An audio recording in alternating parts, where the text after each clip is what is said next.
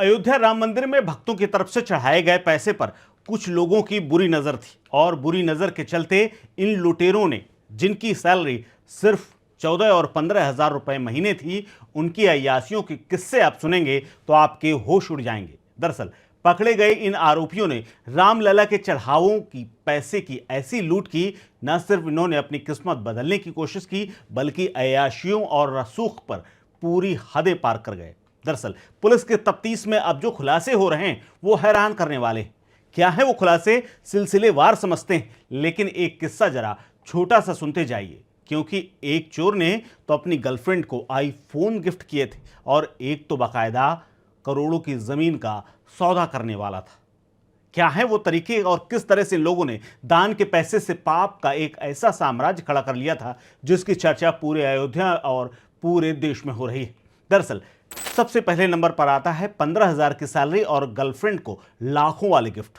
दरअसल इस पूरे घोटाले में शामिल अविनाश शुक्ला नाम के इस आरोपी की करतूतें ऐसी थीं जिसकी आधिकारिक तौर पर सैलरी तो महज 15 हजार रुपए थी, लेकिन पुलिस ने जब इसके खातों की जानकारी ली, बैंक से इसकी स्टेटमेंट निकलाई, तो उसके भी आंखें फटी की फटी रह गईं। दरअसल अविनाश ने चोरी के पैसों से न सिर्फ अपना आलीशान मकान बनवाया, गाड़ी खरीदी, बल्कि अपनी गर्लफ्रेंड को 2 लाख रुपए कैश में ट्रांसफर कर दिए। इतना ही नहीं, गर्लफ्रेंड को खुश करने के लिए उसने महंगा आईफोन गिफ्ट कर दिया। जब पुलिस ने महिला मित्र का बयान लिया और पैसों का हिसाब मांगा तो आरोपियों के पास जवाब नहीं थे, वो बगले झांकते हुए नजर आए।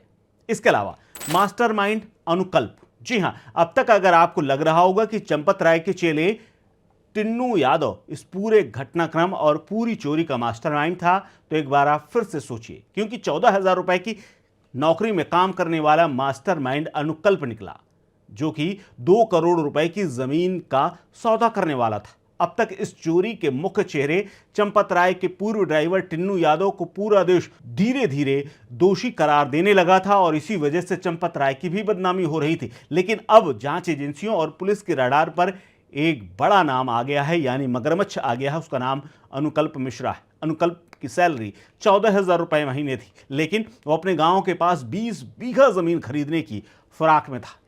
1 बीघा करीब 5 लाख रुपए का था और ये टोटल डील 2 करोड़ रुपए में लगभग तय हो चुकी थी। अब आप जरा सोचिए कि रोजाना की कमाई कितनी थी कि 2 करोड़ रुपए का सौदा कुछ महीनों में ही करने वाला था। ये तो बात रही जमीन की। इसके अलावा अनुकल्प एक नई स्कॉर्पियो खरीदने का ब्राउजर तक लेकर के आ गया था और उसके कलर और उसके डिजाइन और उसके इंटीरियर को प्लान कर रहा था।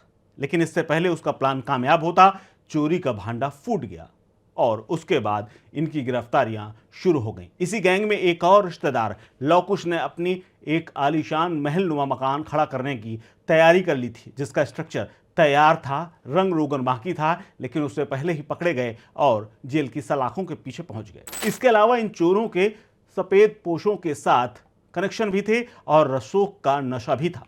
अनुकल्प मिश्रा सिर्फ एक मामूली कर्मचारी नहीं था, बल्कि उसने श्री राम जन्मभूमि तीर्थ क्षेत्र ट्रस्ट के महासचिव चंपत राय के मन में भी अपनी अच्छी खासी पैठ बना ली थी। सोशल मीडिया पर वायरल तस्वीरें ये चीख चीख कर गवाही दे रही कि वो चंपत राय के सबसे भरोसेमंद लोगों में भी शामिल हो चुका था, यानी टिन्नू यादव कामकाज में व्यस्त था। इसी बीच में चंपत राय का सबसे करीबी चेला बनने के लिए इसने रास्ते निकाल लिए थे। इसीलिए तो ट्रस्ट के वर्ष प्रतिपदा महोत्सव और दीपावली उत्सव के दौरान विशेष व्यवस्था कार्यकर्ता का पास इसको बंद करके मिला था और उसे गले में टांग करके मंदिर के अंदर बाहर घूमता रहता था। हद तो तब हो गई जब अनुकल्प के घर आयोजित एक कथा में खुद चंपत राय शामिल होने गए थे, जबकि इतनी व्यस्तता राम मंदिर में ही होती है।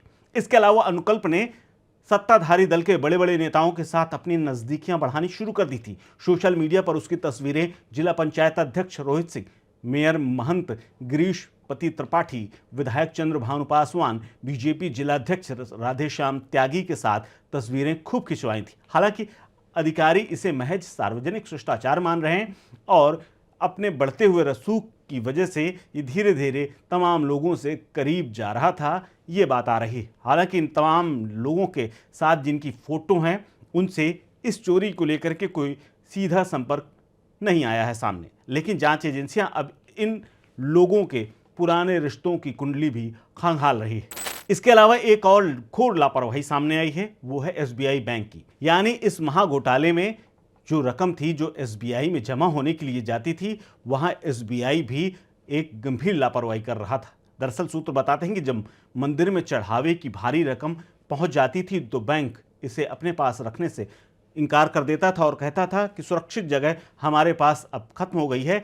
ऐसे में इस धन को दूसरी शाखाओं में जा करके जमा कर दिया जाए। बैंक की इस ढीली व्यवस्था का फायदा भी इन लोगों ने खूब उठाया है।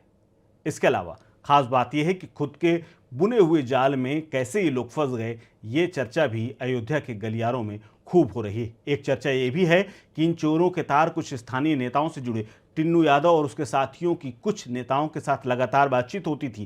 कयास है कि इन्हीं में से एक आरोपी ने किसी नेता तक चोरी की खबर पहुंचाई थी ताकि मामले को तूल दे करके बवाल कराया जा सके, लेकिन उसे यह अंदाजा नहीं था कि इस खेल में वो खुद ही कानून के शिकंजे में फंस जाएगा। रामलला के नाम पर आने वाले एक एक पैसे का हिसाब रखने का दावा करने वाली व्यवस्था की नाक के नीचे करोड़ों रुपए उड़ गए, गबन हो गए।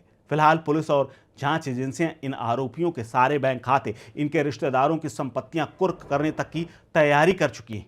अब देखना यह है कि इस पाप की कमाई में कौन कौन डुबकी लगा रहा था और कौन कौन से भी नाम वो हैं जिनका बेनकाब होना और उनके चेहरे से नकाब उतरना शेष है। फिलहाल राम की कृपा है कि इन सारे चोरों की सारी करतूत पकड़ी गई है और जल्द ही सलाखों के पीछे भी पहुंच चुके हैं, लेकिन अभी बड़ी मछलियां, बड़े मगरमच्छ आने बाकी हैं। हालांकि ये भी बात सच है कि इसमें से अब तक एफआईआर वाले जितने लोग हैं उन पर कार्रवाई हो चुकी है और इन्हीं की तपिश के चलते ट्रस्ट में भी बड़ा उलटफेर मचा हुआ है और उसमें भी कई ऊपर नीचे होने की संभावनाएं जताई जा रही हैं। फिलहाल इस खबर में इतना ही। इस खबर को लेकर के आप क्या सोचते हैं, शेयर कीजिए अपनी राय, अपना ओपिनियन हमारे साथ। आप देख रहे हैं स्टेट मिरर।